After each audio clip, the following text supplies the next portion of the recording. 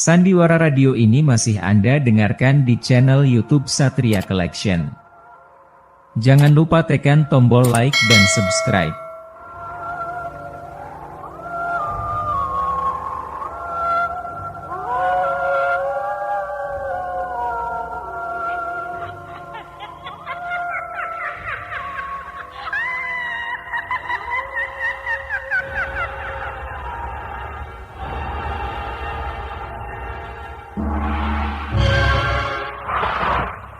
Denhas Adiaswara dengan bangga mempersembahkan serial Sandiwara Radio Misteri Mak Rompang, Misteri Mak Rompang, Misteri Mak Rompang.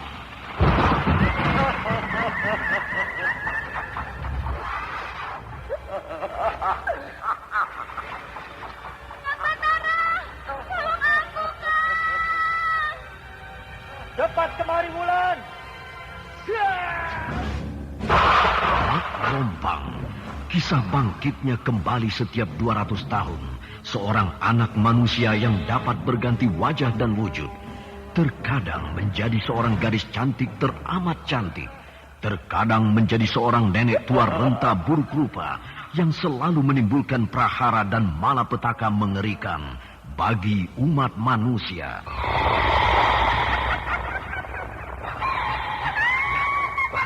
Kita dalam bahaya. Sana, cepat tinggalkan tempat ini. Cepat. Tunggu, Kamira. Aku mau menutup warung dulu. Jangan pikirkan warungmu, pikirkan nyawamu. Hei, menjauh. Tuk Tunggal bilang menjauh. Takut itu berhawa panas. Tuk Tunggal ada di mana, Wira? Tuk Tunggal berada di dalam kabut. Hei, ini semua. Penyisir keluar dari desa.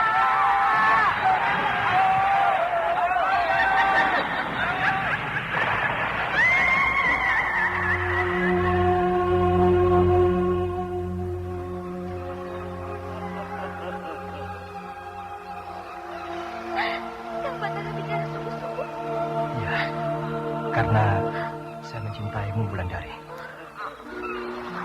Mak Rompang diselingi pula tawa ria penuh canda serta kisah cinta kasih yang penuh dengan liku-pilu kehidupan dari dua insan manusia.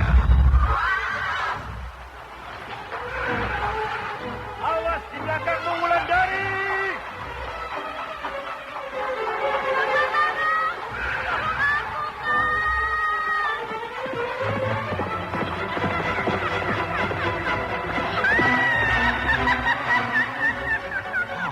Celaka, Wulandari dibawa lari Mak Rompang.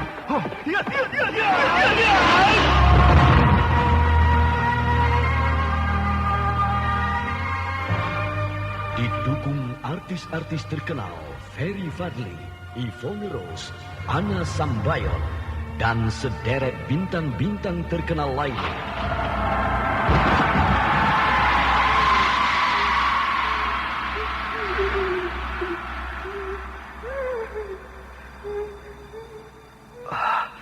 Di mana aku? Kau berada di sebuah lembah yang angker. Lembah yang sering disebut orang dengan nama Lembah Merata.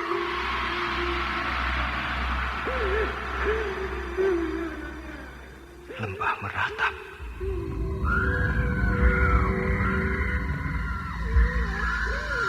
Ikutilah episode ke-7, Lembah Meratap, Lembah Meratap, Lembah Meratap.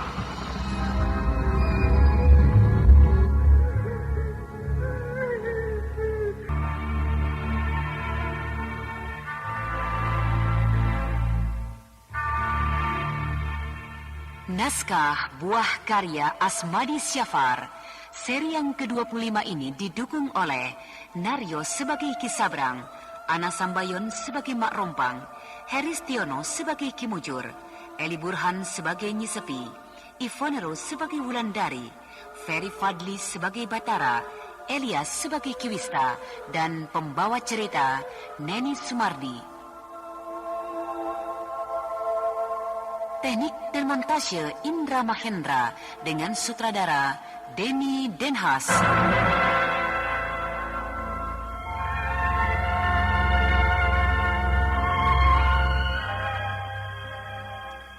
Pada kisah yang lalu diceritakan, Ki Sabrang untuk sementara ditunjuk oleh Raden Wangsadirja untuk menjalankan pemerintahan di desa Lubuk Mentilin menggantikan almarhum Ki Rekso.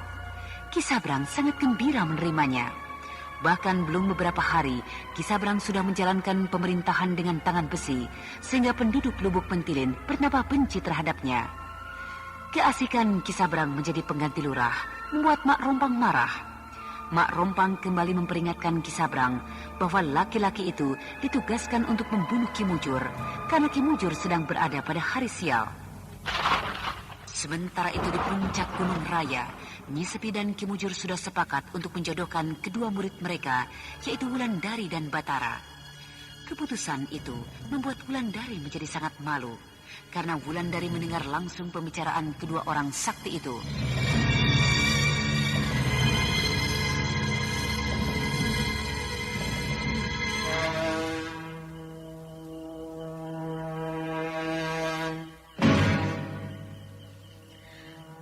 Apa kau tidak dengar aku, Ki Sabrang?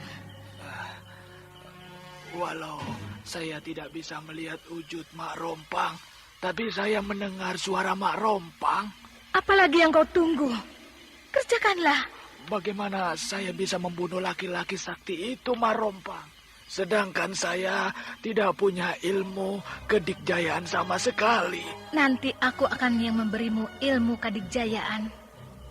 Sehingga dengan mudah kau akan membunuh laki-laki itu. Dan ingat, 1 minggu lagi, Ki Mujur akan sampai pada hari sialnya. Kenapa tidak Mak Rompang saja yang membunuhnya? Aku tidak mau mengotori tanganku dengan darah laki-laki tua itu. Kenapa tugas ini diberikan padaku, sedangkan aku masih ingin hidup? Aku belum mau mati di tangan Ki Mujur. Nah, berangkatlah sekarang. Sekarang, Mak Rompang? Malam ini? Iya, malam ini. Aduh, saya tidak tahu harus berangkat kemana. Pergilah ke puncak Gunung Raya. Di sana kau akan bertemu dengan Ki Mujur. Karena dia memang tinggal di sana. Lalu... Janganlah bingung. Sesampainya di sana nanti, kau akan berubah menjadi Batara. Berkat ilmu yang aku berikan sementara untukmu. Ilmu 1000 muka. Dan ini, campurkan racun ini ke dalam minuman laki-laki itu. Tapi... Jangan bingung. Aku akan menemanimu selama dalam perjalanan nanti. Tapi ingat, kalau tidak juga kau kerjakan tugas ini, maka kau yang akan aku bunuh.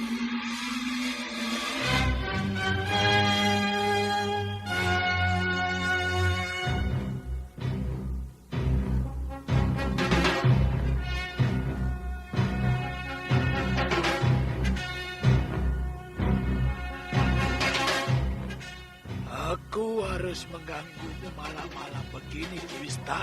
Ada apa, Ki Sabrang? Aku akan pergi selama 2 minggu. Jadi tugas sehari-hari kau yang melaksanakan. Tapi kalau ada hal-hal yang penting, jangan kau tentukan sendiri. Kau harus menunggu kedatanganku. Baik. Tapi kalau Ki Sabrang lama, saya akan menghadap Den Ayu Gandini untuk minta nasihat. Tidak perlu. Gandini tidak ada urusan lagi dengan tugas-tugas ini. Seluruh wewenang sudah diberikan kepadaku oleh Raden Wangsadirja. Manusia ini serakah betul. Wewenang bukan ditentukan oleh Raden Wangsadirja, tapi langsung oleh Sri Baginda Maharaja.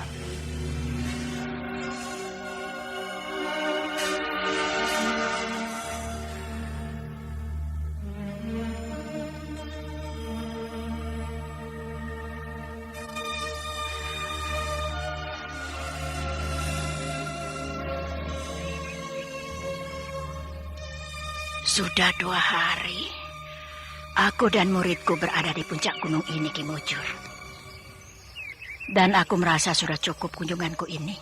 Apakah kau takut terjebak kabut di jalan setapak di lereng gunung ini? Iya. Sedangkan pagi ini matahari bersinar cerah. Biru tanpa berawan sedikit pun. Ya, baiklah. Turunlah ke bawah sebelum kalian terjebak di lereng gunung ini nanti.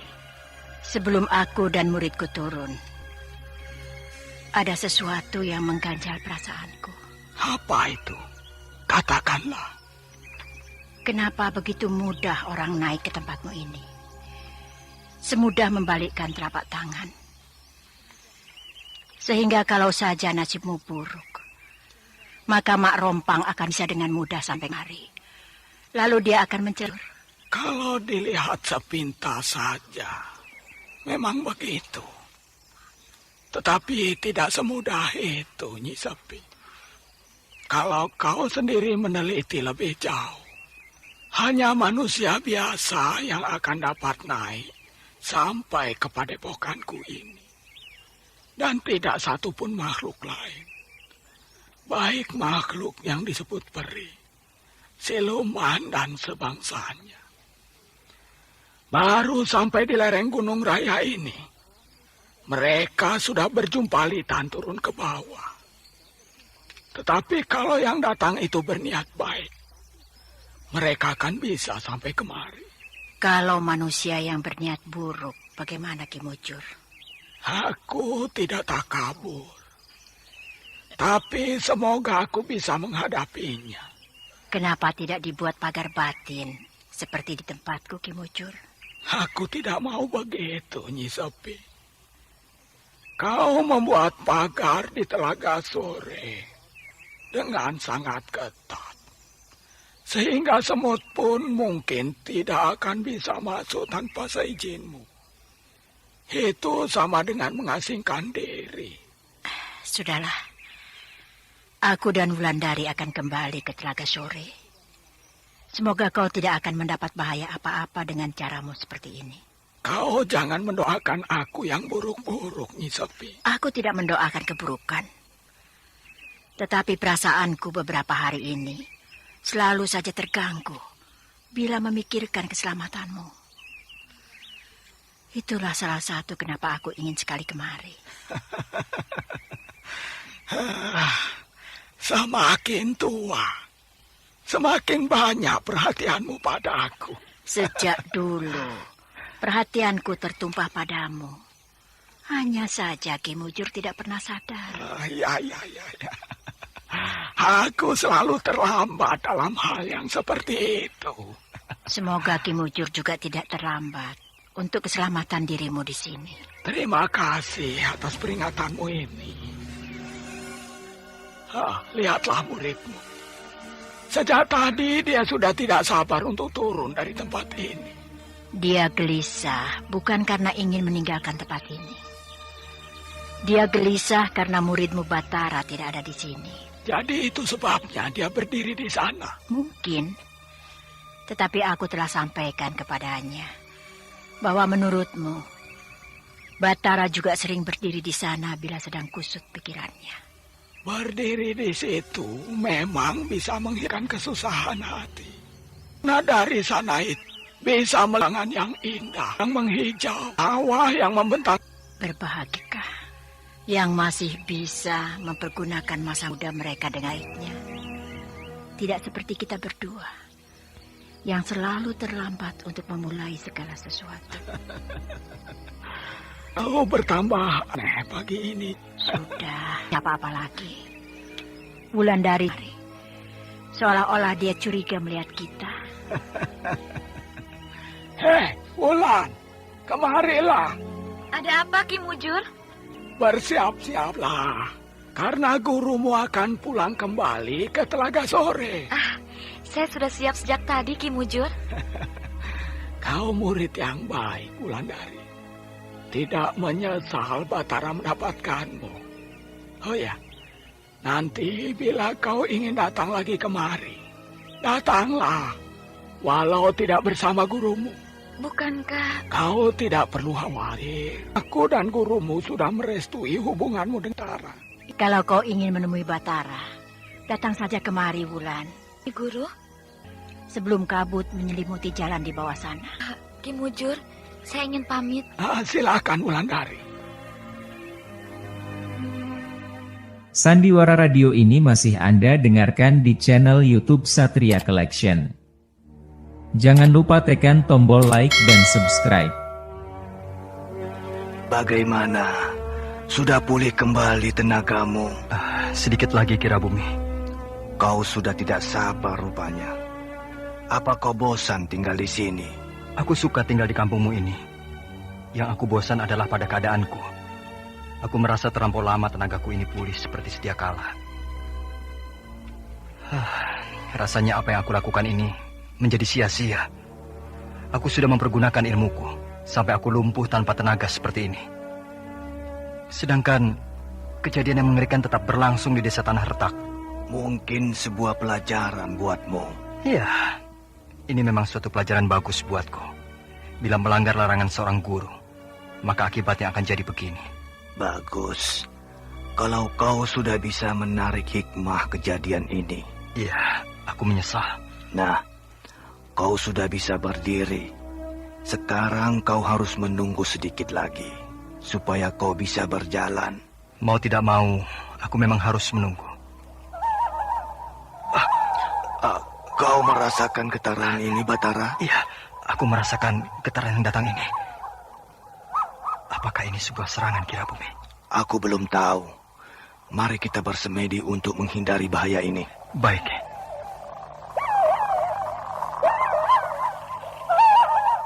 Kau sudah menangkap arti getaran ini, Batara? Sudah Kirabumi. Getaran ini mengandung hawa yang hangat, menjalar ke seluruh tubuhku. Rupanya getaran ini ditujukan padamu, karena kau yang merasakannya. Aku sangat kenal dengan hawa hangat ini Kirabumi. Iya, rupanya getaran hangat ini datang bukan untuk mencelakakan kita, tapi datang untuk membantumu. Betul Kirabumi. Hawa hangat ini adalah tenaga yang dikirim oleh guruku. Gurumu adalah guru yang baik.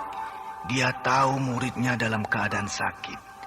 Dia bantu memulihkan kesehatanmu, walau gurumu itu berada di tempat yang jauh. Seluruh tubuhku terasa hangat. Tenagaku berangsur-angsur pulih kembali Kirabumi. Terima terus getaran ini Batara, sehingga kau benar-benar pulih tenagamu. Tenagaku sudah pulih kembali Kirabumi. Seluruh urat dalam tubuhku sudah terasa kuat. Kalau kau sudah merasa kuat, hentikanlah semedimu. Baik.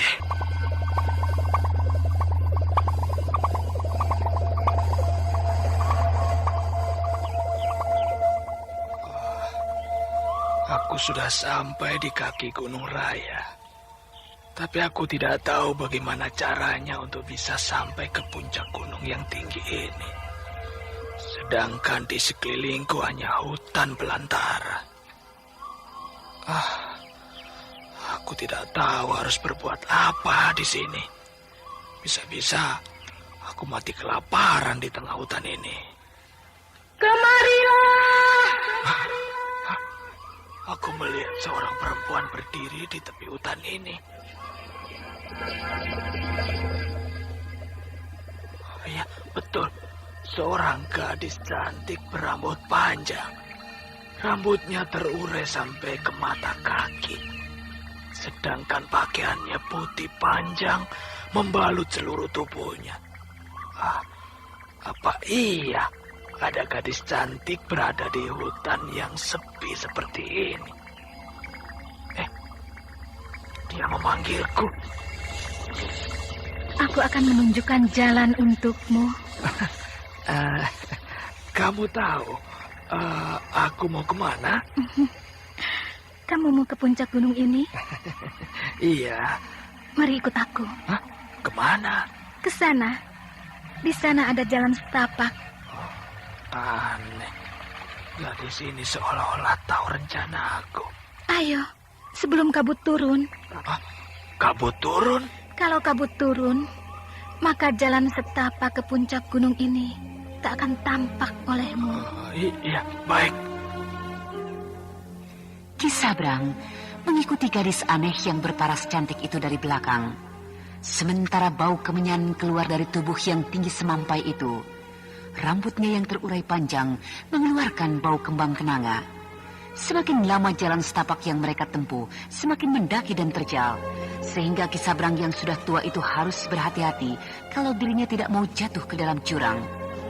Ketika mereka sudah berjalan sampai di lereng gunung, gadis itu berhenti. Seolah-olah gadis itu tertahan oleh sebuah kekuatan yang tidak tampak. Seolah-olah gadis itu tidak bisa meneruskan langkahnya lagi, sehingga dia menyeringai menahan sakit. Dia memandang Kisabrang dengan tajam. Lalu perlahan-lahan tubuh Kisabrang berubah menjadi tubuh Batara. Sehingga taulah laki-laki tua itu bahwa gadis yang berdiri di hadapannya adalah Mak Rompang. Karena Mak Rompanglah yang telah berjanji untuk merubah tubuhnya menjadi Batara.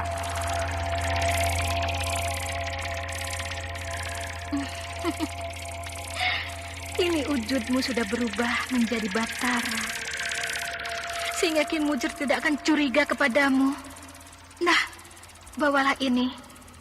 Nanti masukkan bubuk racun ini ke dalam minuman Ki Mujur. Sehingga laki-laki itu akan tewas.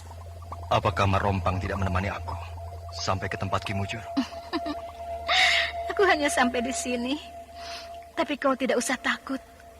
Ikuti saja burung gagak itu kemana dia terbang. Maka kau akan sampai ke padepokan Ki Mujur. Iya, baik.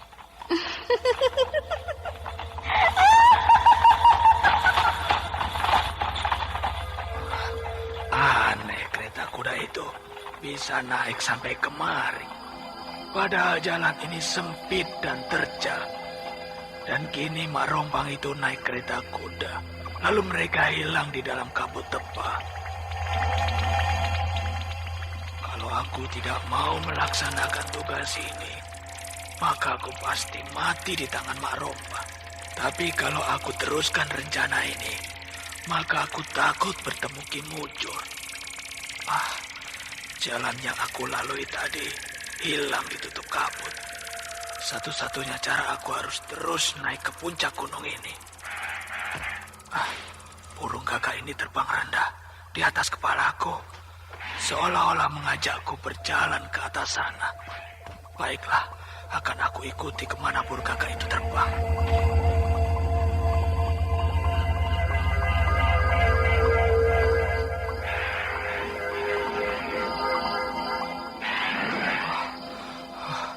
Sudah tak jauh lagi. Pohon-pohon yang tumbuh di sini sudah jarang. Sebentar lagi aku akan sampai di puncak gunung ini.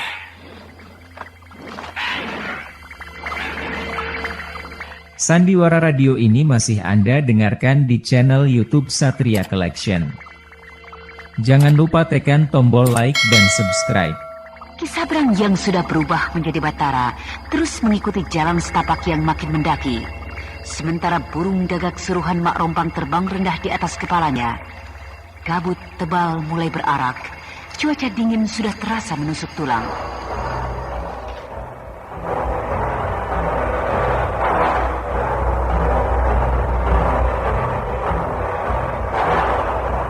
Nah, saudara pendengar yang berbahagia, bagaimanakah kisah ini selanjutnya?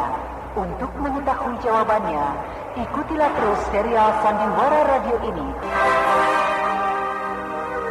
Demikianlah tadi serial Sandiwara Radio Misteri Mak Rompang episode ke-7 Lembah Merata, dipersembahkan oleh Denhas Adia Suara. Terima kasih atas perhatian Anda. Sampai jumpa.